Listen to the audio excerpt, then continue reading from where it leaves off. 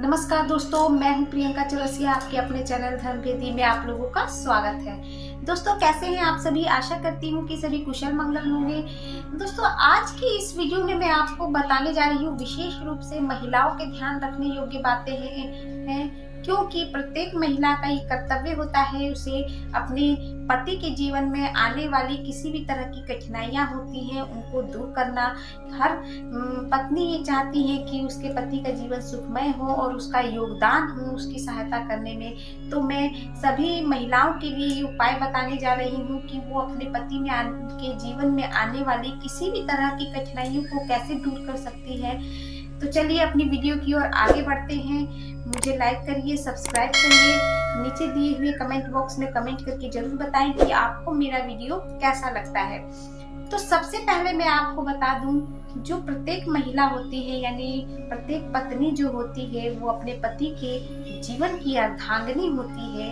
अगर पति कोई पूजा पाठ नहीं भी करते हैं, कोई उपाय नहीं भी करते हैं, तो पत्नी का धर्म बनता है कि उनके जीवन में आने वाली किसी भी तरह की कठिनाई को दूर करने के लिए वो कोशिश जरूर करे और कुछ नियमों का पालन जरूर करे।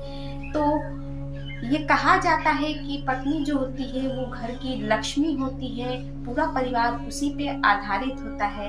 तो घर की महिला को विशेष नियमों का पालन अवश्य ही करना चाहिए। तो चलिए सबसे पहला उपाय मैं आपको बताऊं कि प्रत्येक महिला को सुबह स्नान करने के बाद घर की दहलीज को जरूर धोना चाहिए। हो सके तो आप उसके पानी में थोड़ा सा दूध मिला दें और घर की दहलीज को जरूर धोए सुबह सुबह। ऐसा करने से कहा जाता है कि आपके घर में जो है माँ लक्ष्मी का वास होता है और अपने जीवन में और अपने पति के जीवन में आने वाली कठिनाइयों को, धन संबंधी परेशानियों को आप दूर करती हैं।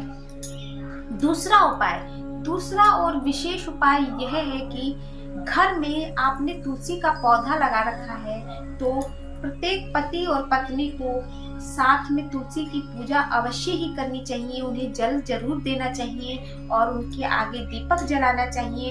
और अगर पति इस कार्य को नहीं भी करते हैं तो घर की महिला को ये कार्य अवश्य ही करना चाहिए, क्योंकि जैसा मैंने आपको बताया कि पत्नी जो होती है पति की अर्धांगिनी होती है, उसके जीवन का जो हिस्से का फल होता है उसके पति को अवश्य ही मिलता है।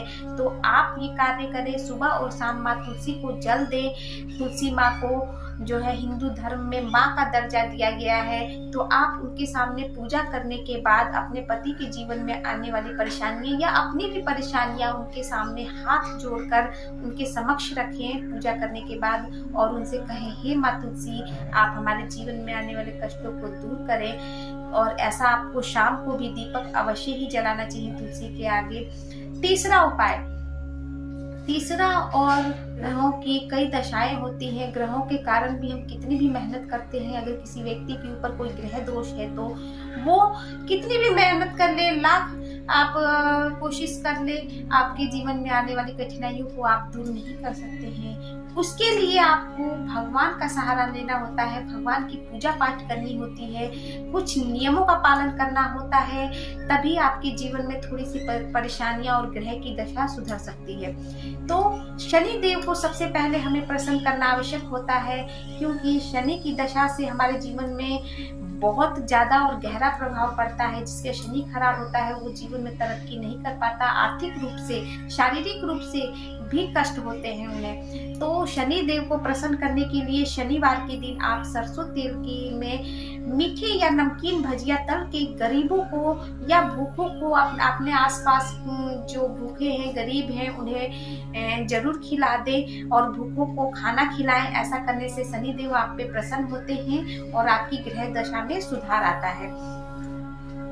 और शनिवार के दिन एक कार्य और आपको करना है, आप नारियल का खोपड़ा लें और उसमें चीनी, उस नारियल के खोपड़े में जो है चीनी ऊपर तक ऐसे भर दें और चीनी भरने के बाद उसको आप पीपल के पेड़ के नीचे सूरज ढलने के बाद, याद रहे सूरज ढलने के बाद आपको वो पीपल के पेड़ के नीचे रख के आ जाना है। और उनके सामने आप ऐसा करने से ये कहा जाता है कि आपके जीवन में किसी भी तरह की कठिनाइयां होती है, किसी भी तरह का दोष होता है, वो दूर हो जाता है।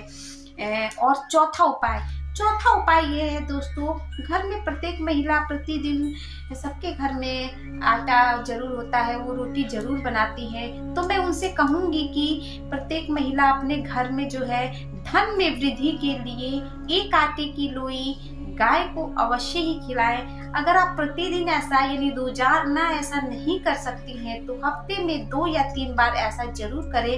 अगर आप ये भी नहीं कर सकती हैं, रोजाना भी नहीं, हफ्ते में 1-2 बार भी ऐसा नहीं कर सकती हैं, तो आप महीने में 1 दिन काली गाय को सफेद ज्वार जरूर खिलाए। ऐसा करने से कहा जाता है कि आपके घर में जो धन संबंधी परेशानियां होती हैं वो दूर होती हैं, आपके पति के कारोबार में तरक्की मिलती है, उनके जीवन में जो है धन संबंधी कठिनाइयां दूर होती हैं।